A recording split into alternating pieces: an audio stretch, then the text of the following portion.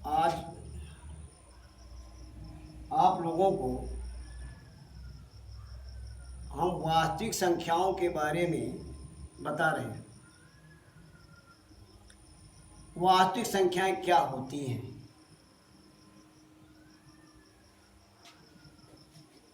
जिन संख्याओं का हम वर्गमूल घनमूल ज्ञात कर सकते हैं उन्हें वास्तविक संख्याएं कहते हैं।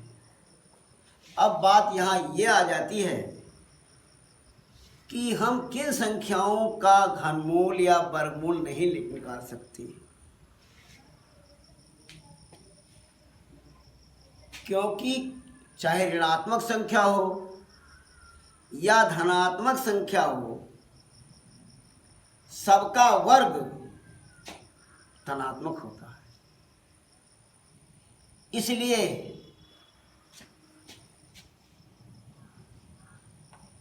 रूट क्या है, इसलिए रूट के अंदर माइनस संख्या नहीं हो सकती।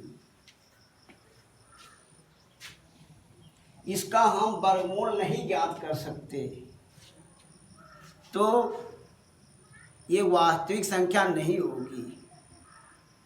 ये काल्पनिक संख्या, उसकी कल्पना हम कर सकते हैं, वास्तविक संख्या नहीं। वास्तविक संख्या मतलब जिनका हम प्रयोग कर सकें, जिनका कुछ अस्तित्व हो, उनको हम वास्तविक संख्याएं कहते हैं। अब वास्तविक संख्याएं दो प्रकार की होती हैं। पहला नंबर परिमेय संख्याएं, दूसरा नंबर अपरिमेय संख्याएं। परिमेय संख्याएं क्या होती हैं? जिन संख्याओं को हम P/Q के रूप में, P/Q हम A भी कर सकते हैं, कोई अक्षर ले सकते हैं। जिन संख्याओं को हम P/Q के रूप में प्रकट कर सकते हैं उन्हें परिमेय संख्याएं करते हैं, बशर्ते कि P और Q धनात्मक पूर्णांक होने चाहिए। अगर P और Q धनात्मक पूर्णांक नहीं हैं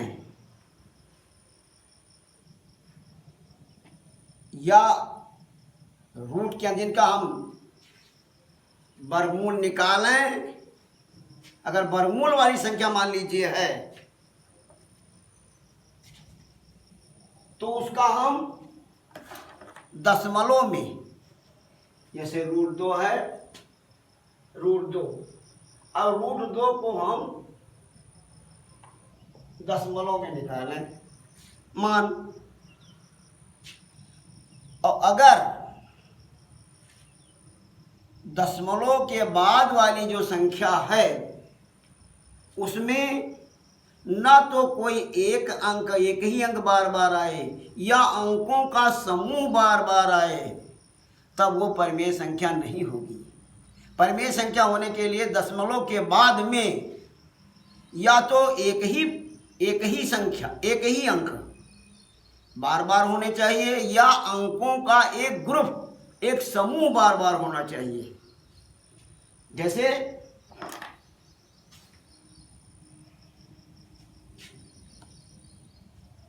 या तो होना चाहिए दशमलव के बाद में 3 3 3 3, एक ही अंक बार बार आए,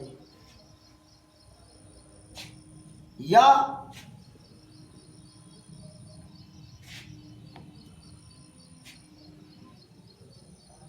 3 4 5 3 4 5 3 4 5, ये अंकों का एक समूह है। ये बार बार अगर दशमलव में आता है तो इसको हम परिमेय संख्या मानते हैं। और इसके विपरीत में अगर ना कोई अंक आए बार बार, ना अंकों का समूह बार बार आए, तो वह संख्याएं परिमेय नहीं होंगी, वो अपरिमेय हो जाएंगी। तो जिन संख्याओं को हम P/Q के रूप में प्रकट नहीं कर सकते हैं उनको अपरिमेय संख्याएं कहते हैं। तो उन संख्याओं को जिनके बाद जिनके दशमलव के बाद में ना तो कोई अंक बार बार आए ना अंकों का समूह बार बार आए, उसको हम भिन्न के रूप में प्रकट नहीं कर पाएंगे और वो संख्या अपरिमेय संख्या हो जाएगी। जैसे अगर मान लीजिए हो 1 हो जाए, 1 0, फिर 1, फिर डबल 0, फिर 1, ट्रिपल 0, ना कोई अंक बार बार आ रहा है ना अंकों का समूह बार बार आ रहा है, इसलिए ये अपरिमेय संख्या हो जाएगी। इसको हम भिन्न के रूप में अगर प्रकट करना चाहें तो हम नहीं कर पाएंगे। इसलिए ये समझना जरूरी है कि हम दशमलव के बाद में अगर कोई अंक बार बार आ रहा है या अंकों का समूह बार बार आ रहा है, उन संख्याओं को हम दशमलव के रूप में प्रकट कर सकेंगे। और जिनमें ना कोई अंक बार बार आ रहा है ना अंकों का समूह बार बार आ रहा है, उन संख्याओं को हम भिन्न के रूप में प्रकट नहीं कर पाएंगे। ये बात हम बाद में बताएंगे तुम लोगों को कि कैसे कोई अंक बार बार आ रहा है या अंकों का समूह बार बार, उसको भिन्न के रूप में कैसे प्रकट करेंगे, ये बाद में हम समझाएंगे। अब इसके बाद में आता है यूक्लिड विभाजन प्रमेय का। ये बात हम लोग पहले भी पढ़ चुके हैं कि भाज्य बराबर भाजक गुणे भागफल धन शेषफल, ये हम लोग पहले भी पढ़ चुके हैं। तो यूक्लिड विभाजन प्रमेय का अपूर्णांकों की विभाज्यता से संबंधित है,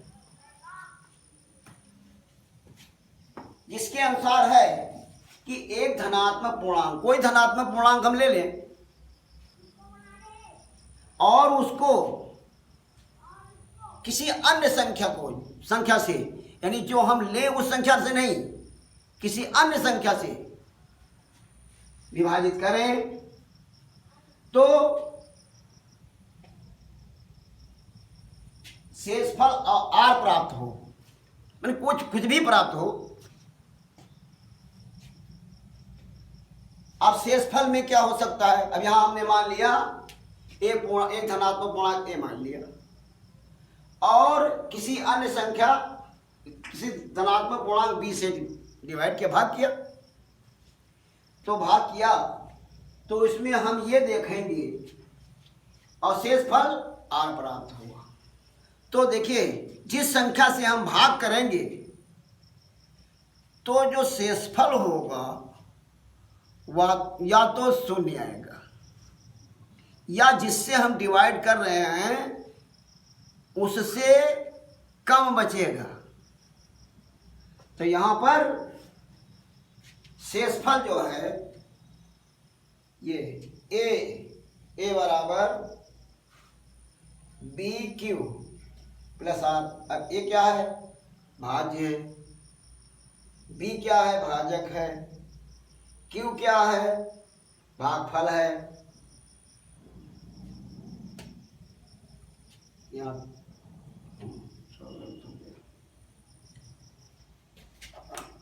भाज्य, भाजक, भागफल छूट गया। क्यू, यहाँ भागफल जो है छूट गया है।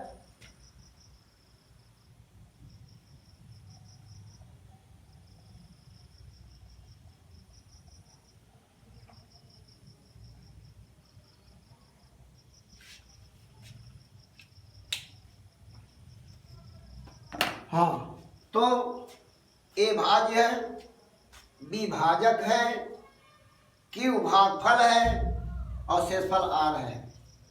तो आर जो होगा वो या तो 0 के बराबर होगा या 0 से बड़ा है तो वो b से हमेशा छोटा होगा। अर्थात ये बता चुके पहले भी कि भाज्य बराबर भाजक गुणे भागफल धन शेषफल, यही यूक्लिड विभाजन प्रमेय का है। अब इस पर अगले अगले लेक्चर में हम तुम लोगों को इसके मदद से हम एचसीएफ निकालना बताएंगे। धन्यवाद।